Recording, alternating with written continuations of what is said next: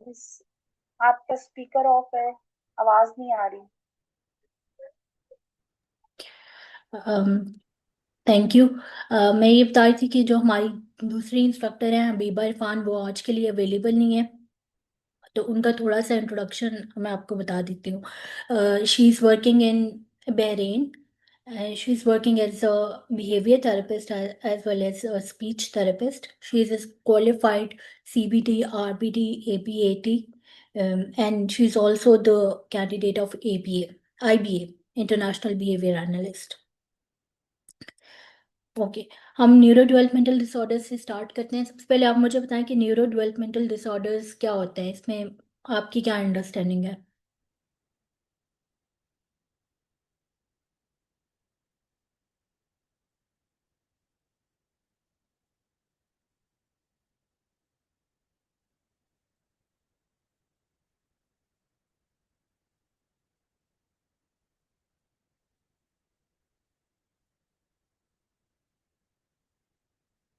मैं बता देती हूँ आपको।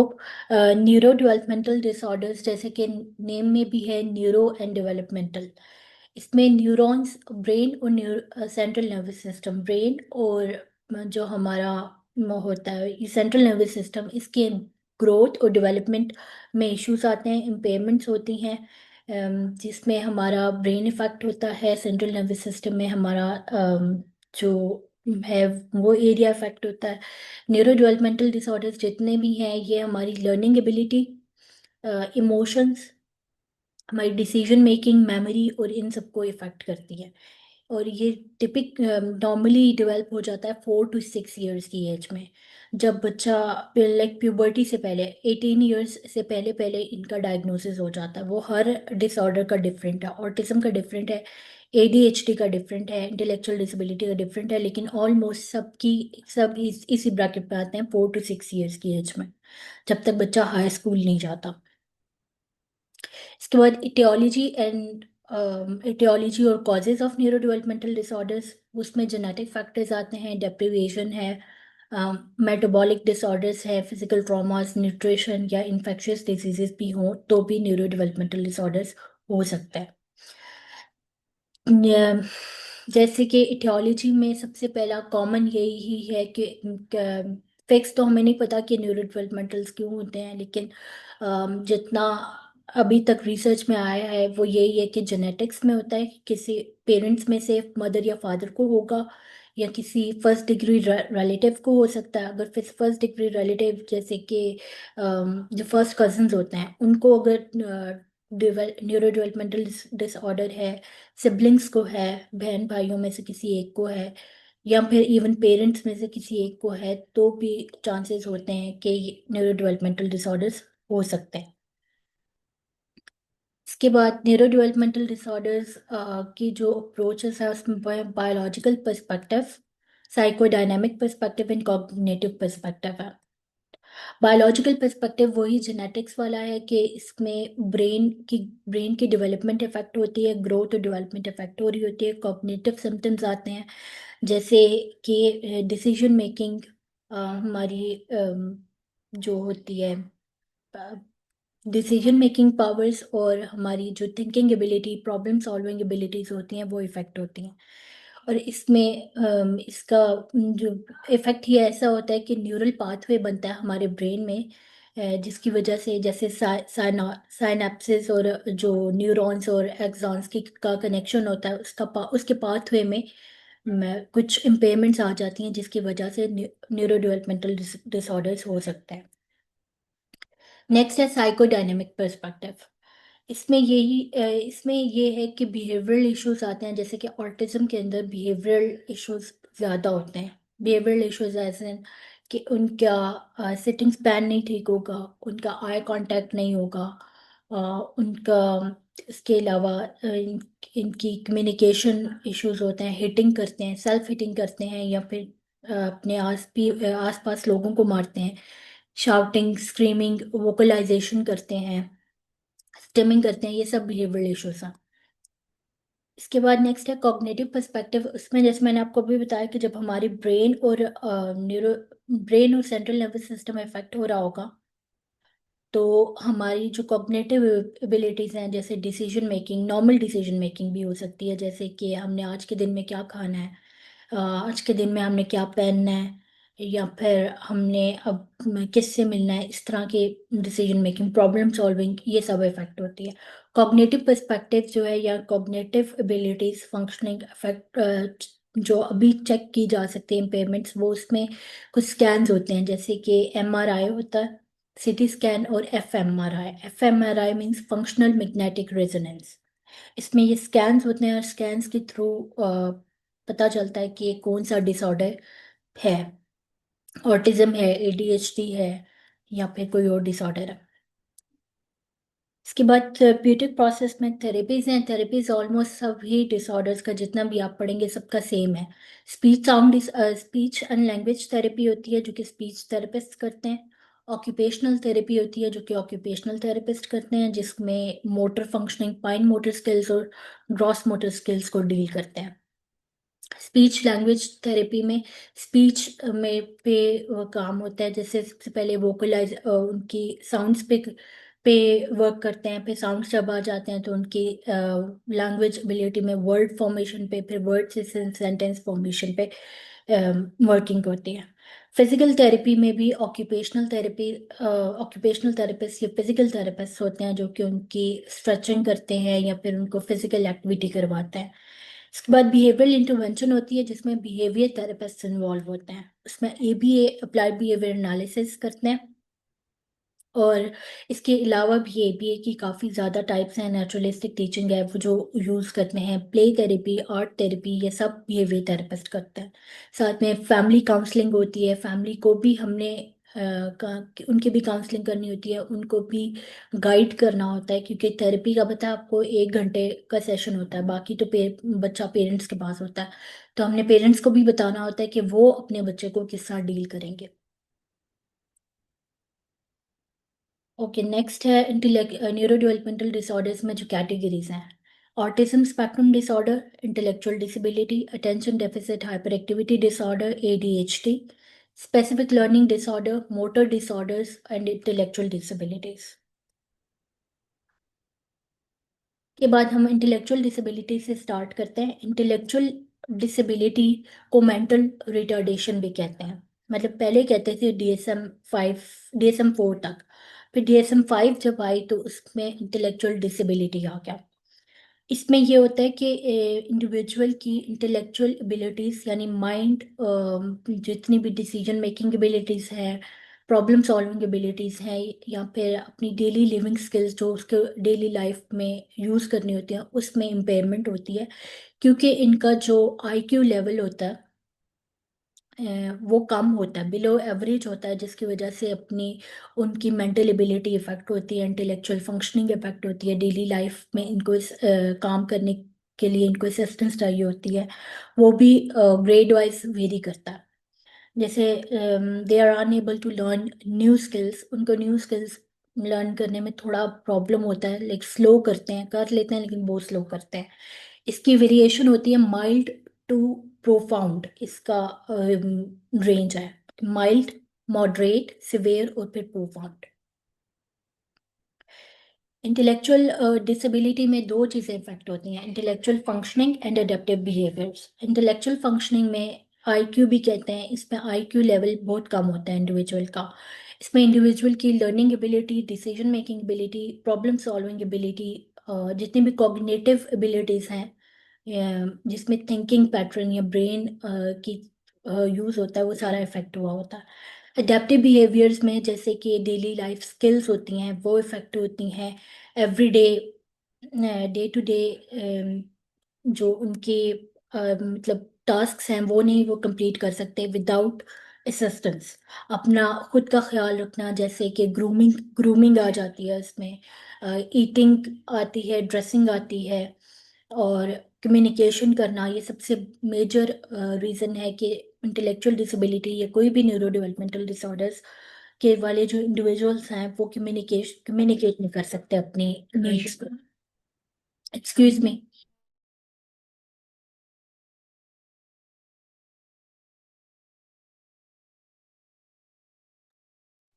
ओके, इसके बाद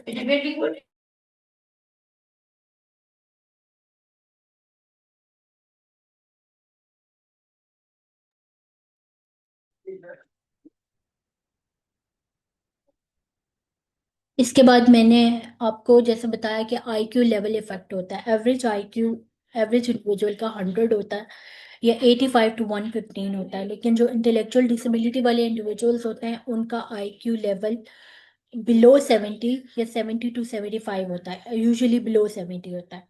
अब आईक्यू लेवल या फिर ये किस तरह से चेक करते हैं, इसके लिए एक डायग्नोस्टिक टूल होता है, सीपीएम, कलर्ड प्रोग्रेसिव मैट्रिसेस, और SPM, standard progressive matrices.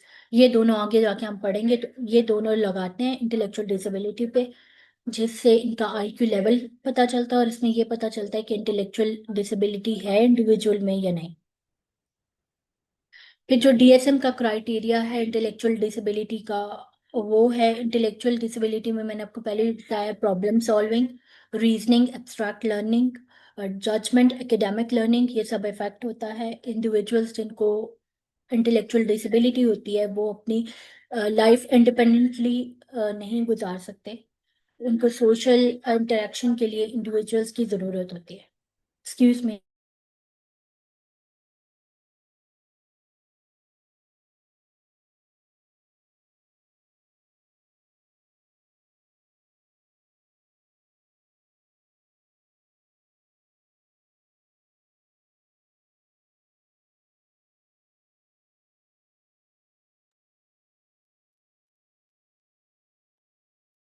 Okay.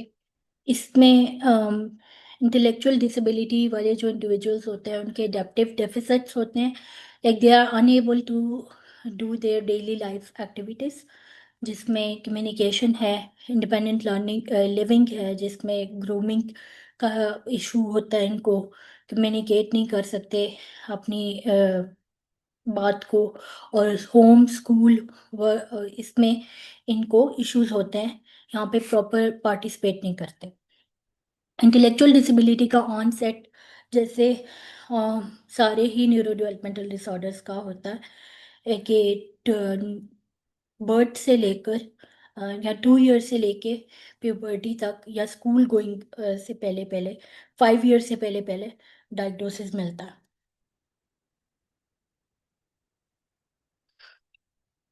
फिर इसके सिवियरिटी लेवल्स हैं, mild to moderate intellectual disability. इसमें जिन लोगों को माइल्ड इंटेलेक्चुअल डिसेबिलिटी होती है, मॉडरेट होती है, वो अपनी डेली लाइफ स्किल्स किसी हद तक, डेली लिविंग स्किल्स अपने उनको मैनेज कर लेते हैं, लेकिन फिर भी इनको किसी और इंडिविजुअल की असिस्टेंस की ज़रूरत होती है। इसके बाद जो सिवेयर वाले हैं उनके अंदर कम्युनिकेशन इश्यूज बहुत ज़्यादा होते हैं, वो अपनी सेल्फ केयर नहीं कर सकते, बिल्कुल नहीं कर सकते, उनको 24 आवर्स एक न किसी न किसी इंडिविजुअल की सुपरविजन की ज़रूरत होती है, घर पे भी, और अगर ये घर से बाहर स्कूल में चले जाएं या कहीं और चले जाएं तो भी उनको एक किसी और इंडिविजुअल की असिस्टेंस की ज़रूरत होगी। इसके बाद आता है प्रोफाउंड इंटेलेक्चुअल डिसेबिलिटी। ये सिवियर इंटेलेक्चुअल डिसेबिलिटी के बाद का लेवल है। इसमें बिल्कुल भी कोई भी किसी भी किस्म की एक्टिविटी इंडिविजुअल खुद परफॉर्म नहीं कर सकता, इसमें आई क्यू लेवल बहुत ही कम होगा। इसके बाद इन्वायरमेंटल फैक्टर्स हैं, इटियोलॉजी कहते हैं कॉजेज ऑफ डिसऑर्डर। इसमें इन्वायरमेंटल फैक्टर्स हैं जैसे टॉक्सिक सब्सटेंसेस का एक्सपोजर ड्यूरिंग प्रेगनेंसी, अगर मदर कोई अल्कोहल पी रही हैं, या फिर अगर वो टबैको इनटेक कर रही हैं तो भी, या किसी भी किस्म का कोई भी जिंक वगैरह टॉक्सिक सब्सटेंस का इनटेक वो कर रही हैं, तो इंडिविजुअल का तो जो चांसेस हैं कि जो बेबी होगा उसको इंटेलेक्चुअल डिसेबिलिटी या कोई और न्यूरो डेवलपमेंटल डिसऑर्डर हो सकता है। न्यूट्रिशनल डेफिशिएंसीज होती हैं, जैसे यूजुअली आयोडीन आयरन डेफिशिएंसी होती है पेरेंट्स एज एन मदर में।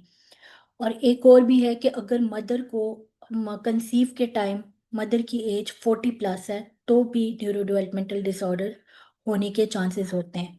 चाइल्डहुड ब्रेन इन्फेक्शंस, इसका मतलब ये है कि जब बच्चा पैदा होता है या फिर उसके अर्ली डेवलपमेंटल ईयर्स में ब्रेन इन्फेक्शन हो गई है। जैसे अक्सर इंडिविजुअल्स को बुखार होता है, या फिर कोई और उनको इस तरह का इन्फेक्शन हो जाता है, तो भी चांसेस हैं कि न्यूरो डेवलपमेंटल डिसऑर्डर्स हो जाए। ट्रोमैटिक ब्रेन इंजरी, इसमें इनका ब्रेन इंजरी अगर हो जाए बिल्कुल चाइल्डहुड, बिल्कुल लाइक इन्फेंसी एज में, जो बिल्कुल स्टार्ट के ईयर्स होते हैं, तो भी न्यूरो डेवलपमेंटल डिसऑर्डर्स हो सकते हैं। इसके बाद मैटरनल इन्फेक्शंस, वो मैंने आपको बता दिया कि अगर मदर को कोई इन्फेक्शन है या प्री मेच्योर बर्थ हुई है बच्चे की, तो भी चांसेस होते हैं कि न्यूरो डेवलपमेंटल डिसऑर्डर्स हो जाए। इसके बाद एक और डिसऑर्डर होता है डाउन सिंड्रोम। डाउन सिंड्रोम में जो जो क्रोमोसोम एक्स है वो नहीं होता, वो एब्सेंट होता है। और ये भी एक जेनेटिक डिसऑर्डर ही है, लेकिन इसके अंदर जैसे आप कह लो बायोलॉजिकल फैक्टर ज़्यादा होता है, क्योंकि उसमें क्रोमोसोम 21 एब्सेंट होता है। और ज़्यादातर जो डाउन सिंड्रोम है वो मेल को ज़्यादा होगा एज कम्पेयर टू फीमेल्स। जैसे ऑटिज्म भी है, वो मेल को ज़्यादा होता है, फीमेल्स को कम होता है, लाइक बॉयज़ में ज़्यादा कॉमन है। इनकी थेरेपी थेरेपी आप यहाँ पे हर स्लाइड में लिखी हुई है थेरेपी, लेकिन ऑलमोस्ट है सबकी सेम, वही ऑक्यूपेशनल थेरेपी होगी, जिसमें हम इंडिविजुअल के सेल्फ केयर सिखाएंगे, लेयर स्किल्स सिखाएंगे कि उसको एक्टिविटीज़ गेम्स कैसे खेलनी है या बाकी एक्टिविटीज़ कैसे करनी है। डोमेस्टिक एक्टिविटीज़ में cooking, learn cleaning, laundry, obviously individual की कैपेबिलिटी तक ही सिखाएंगे, बहुत एडवांस लेवल पे नहीं, लेकिन इतना थेरेपी से कोई भी न्यूरो डेवलपमेंटल डिसऑर्डर है वो ट्रीट तो नहीं होता, लेकिन मैनेज हो सकता है। वो इंडिविजुअल को इतना केपेबल कर लेता है कि वो अपनी लाइफ को आगे कंटिन्यू कर सकते हैं। इसी तरह स्पीच थेरेपी है, जिसमें कम्युनिकेशन स्किल्स इंप्रूव होती हैं। वो मैंने आपको पहले ही बताया, पहले साउंड्स पे काम होता है, फिर उसके बाद वर्ड्स सिखाते हैं, फिर सेंटेंस स्ट्रक्चर सिखाते हैं, और फिर प्रॉपर इंटरेक्शन सिखाते हैं कम्युनिटी के साथ। इसमें एक्सप्रेसिव और रिसेप्टिव लैंग्वेज पे काम होता है। अब एक्सप्रेसिव और रिसेप्टिव लैंग्वेज क्या है? रिसेप्टिव लैंग्वेज होती है कि बच्चा आपकी बात सुने और उसको रिस्पॉन्ड करे, आपकी इंस्ट्रक्शंस को फॉलो करे। जैसे सपोज आपने बच्चे को बोला कि टच एप्पल, ये जो लोग वर्किंग है उनको पता होगा कि एबल्स में रिसेप्टिव लैंग्वेज की एक डोमेन है, जिसमें हम बच्चे को एसडी देते हैं, इंस्ट्रक्शन देते हैं, बच्चा फॉलो करता है। एक्सप्रेसिव लैंग्वेज ये है कि बच्चा खुद अपनी नीड को कम्युनिकेट करे, बताए कि मुझे क्या चाहिए, पानी चाहिए, खाना चाहिए, या बाहर जाना है, कुछ भी। इम्प्रूव स्पीच आर्टिकुलेशन, ये स्पीच डिसऑर्डर है जिसमें स्पीच इम्प्रूव होती है, वोकैबुलरी इम्प्रूव होती है। फिजिकल थेरेपी में उनके मसल्स पे काम होता है, फाइन मोटर्स और ग्रॉस मोटर स्किल्स पे काम होता है। सेंसरी इंटीग्रेशन थेरेपी होती है, जो कि सेंसरी इश्यूज होते हैं ऑटिज्म और एडीएचडी के बच्चों में, तो उनके लिए ये थेरेपी ज़्यादा यूज़ होती है। इसके बाद एक और है ग्लोबल डेवलपमेंटल डिले। ओके, उससे पहले आगे जाने से पहले अगर आपको इंटेलेक्चुअल डिसेबिलिटी में से कुछ पूछना तो आप पूछ सकते हैं।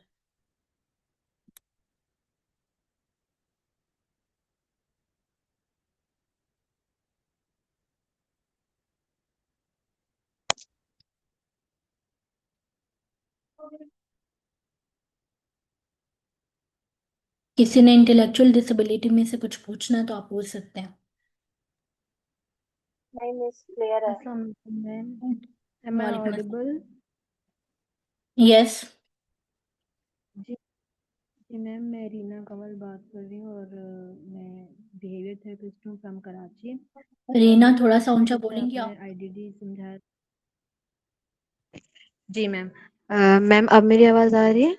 जी जी। हेलो। जी आ रही है आपकी आवाज़। जी मैम, मैं ये कह रही थी कि जैसे अभी आपने आईडीडी समझाया ना, तो ऐसे मुझे समझ में आ रहा है, ठीक है, एएसडी और इस तरह से समझ में आता है। बट प्रॉब्लम मुझे थोड़ा सा ना इन डिसऑर्डर्स को डिफरेंशिएट करने में आता है। जैसे अगर एक मेरे पास बच्चा आ रहा है तो फिर मुझे इसमें थोड़ा इशू होता है कि ये आईडीडी है या एएसडी है। तो आप या तो पहले सारे डिसऑर्डर्स भले एक्सप्लेन कर लें, देन एंड में हम्म फिर इस चीज को भी आप मुझे बता सकती हैं, या आप अभी तो बता सकती हैं, जैसे एएसडी और फिर एडीएचडी में भी डिफरेंशिएट करने में मुझे इशू होता है, थोड़ा सा ना डिफरेंशिएट करने में इनको मुझे इशू होता है। वो मैं आपको पहले सारे पढ़ा देती हूँ ना, फिर एंड पे आपको डिफरेंस इन सब का बता दूंगी। ठीक है ma'am, thank you. Okay. Next is global developmental delay. Global developmental delay उन इंडिविजुअल्स में होता है जो कि 2 साल 3 साल से पहले पहले, क्योंकि 3 साल के बाद आपने ऑटिज्म का डायग्नोसिस देना, उससे पहले आप ऑटिज्म का डायग्नोसिस नहीं दे सकते। ग्लोबल डेवलपमेंटल डिले में भी इंटेलेक्चुअल फंक्शनिंग इफेक्ट होती है बच्चों की। इसमें उनकी ज़्यादातर gross motor fine motor skills effect होती हैं, स्पीच स्पीच लर्निंग और हियरिंग और सोशल स्किल्स इफेक्ट हो रही होती हैं। ग्लोबल डेवलपमेंटल डिले के वही कॉजेज हैं जो पहले इंटेलेक्चुअल डिसेबिलिटी के थे, जो कि नॉर्मल न्यूरो डेवलपमेंटल डिसऑर्डर्स के हैं, वही हैं इन सबके। इसके बाद सिम्टम्स में आता है ग्लोबल डेवलपमेंटल डिले में कि जो बच्चा है उसने उसके जो डेवलपमेंटल माइलस्टोन्स हैं वो उसने अचीव नहीं किए टाइम पे, जैसे बैठना, चलना, क्रॉलिंग करना, खड़े होना या आई कांटेक्ट देना, इस तरह की जो है ये माइलस्टोन्स हैं, डेवलपमेंटल माइलस्टोन्स, वो अचीव नहीं किए। फाइन मोटर्स और ग्रॉस मोटर स्किल्स में डिफिकल्टीज हैं, कम्युनिकेशन में इश्यूज हैं। इसके अलावा ट्रीटमेंट उनका भी यही है कि आपने थेरेपी करवानी होती है, behaviour therapy, speech therapy and occupational therapy. इसके बाद आता है कम्युनिकेशन डिसऑर्डर। कम्युनिकेशन डिसऑर्डर सिर्फ कम्युनिकेशन रिलेटेड है। कम्युनिकेशन डिसऑर्डर में बिहेवियरल इश्यूज नहीं होते। जिन लोगों को कम्युनिकेशन डिसऑर्डर्स होते हैं उनको स्पीच और कम्युनिकेशन में इशू होंगे, उनका बिहेवियरल इशू कोई भी नहीं होता। लाइक वो आई कांटेक्ट भी दे रहे होते हैं, उनका सिटिंग स्पैन भी बिल्कुल ठीक होता है, बैक एंड फोर्थ कॉन्वर्सेशन नहीं कर सकते। इनमें मेन इशू यही है कि वो इनके अंदर रीजनिंग एबिलिटीज नहीं होती, एक्सप्रेसिव लैंग्वेज, एक्सप्रेसिव स्किल्स जो हैं उनकी वो इफेक्ट हुई होती हैं। डीएसएम में speech sound disorder, childhood onset fluency disorder जिसको स्टटरिंग कहते हैं, सोशल कम्युनिकेशन डिसऑर्डर जिसको प्रैग्मेटिक लैंग्वेज इम्पेयरमेंट बोलते हैं, ये सारे डिसऑर्डर्स हैं। कि लैंग्वेज डिसऑर्डर में क्या है कि इसमें सिर्फ लैंग्वेज, रिटन, स्पोकन और साइन लैंग्वेज में इश्यूज होंगे। वोकेबलरी इन बच्चों में बहुत कम होती है जिसकी वजह से कम्युनिकेट नहीं कर सकते, सेंटेंस फॉर्मेशन नहीं होती इनको। लाइक अगर आप किसी बच्चे से पूछते हैं ना व्हाट इज योर नेम, तो वो आपको प्रॉपर सेंटेंस में नहीं बताएगा कि या आपका नाम क्या है, वो आपको प्रॉपर सेंटेंस में नहीं बताएगा। वो या तो एक वर्ड बोल देगा या तो दो बोल देगा, बस इससे ज़्यादा नहीं बोलता, क्योंकि वो उसमें लैंग्वेज डिसऑर्डर होता है। और ये अक्सर ऑटिज्म वाले बच्चों को भी होता है। ऑटिज्म, एडीएचडी और कम्युनिकेशन डिसऑर्डर्स, लैंग्वेज डिसऑर्डर्स, ये सारे कोमॉर्बिड में होते हैं। कोमॉर्बिड होता है एक से ज़्यादा, एक इंडिविजुअल में एक से ज़्यादा डिसऑर्डर्स आना। इसी तरह लैंग्वेज डिसऑर्डर्स में कम्युनिकेशन के इश्यूज आते हैं, इनकी परफॉर्मेंस में, जिसकी वजह से उनकी परफॉर्मेंस इफेक्ट होती है, एकेडमिक अचीवमेंट बहुत ज़्यादा इफेक्ट हुई होती है, सेंसरी इम्पेयरमेंट होती है, न्यूरोलॉजिकल कंडीशंस इफेक्ट होती हैं। इसके बाद आता है speech sound disorder. Speech sound disorder में इंडिविजुअल्स की स्पीच प्रोडक्शन और साउंड प्रोडक्शन इफेक्ट होती है, वर्बल कम्युनिकेशन नहीं कर सकते ये इंडिविजुअल्स। इनमें एकेडमिक इश्यूज बहुत ज़्यादा होते हैं, जब क्योंकि एक बंदा कम्युनिकेट ही नहीं कर रहा अपनी बात, तो वो एकेडमिकली भी वीक होगा। इसका भी ऑनसेट तब होता है जब अर्ली डेवलपमेंटल पीरियड से लेकर स्कूल टाइम तक। इसके अंदर ज़्यादातर ये इश्यूज सर्बल पैल्सी, डेफनेस और इन सब कोमॉर्बिड में आते हैं। इसके बाद childhood onset fluency disorder, stuttering disorder. इसमें ये होता है कि इंडिविजुअल बोलता है लेकिन एक लफ्ज़ को बहुत ज़्यादा या तो पॉज ले लेके बोलेगा, या तो बहुत ज़्यादा एक वर्ड को खींच, लाइक प्रोलॉन्ग करके बोलेगा। जैसे फॉर एग्जांपल उस वो ये ऐसे बताएगा कि my name is, suppose my name is Akash, तो माय नेम इज़ आकाश मैं ऐसे फ्लुएंट होके नहीं बोलूंगी, मैं या तो पॉज लेकर बोलूंगी या तो फिर अपने ही एक ही वर्ड को थोड़ा प्रोलॉन्ग खींच कर मतलब लंबा करके बोलूंगी। इसके बाद आता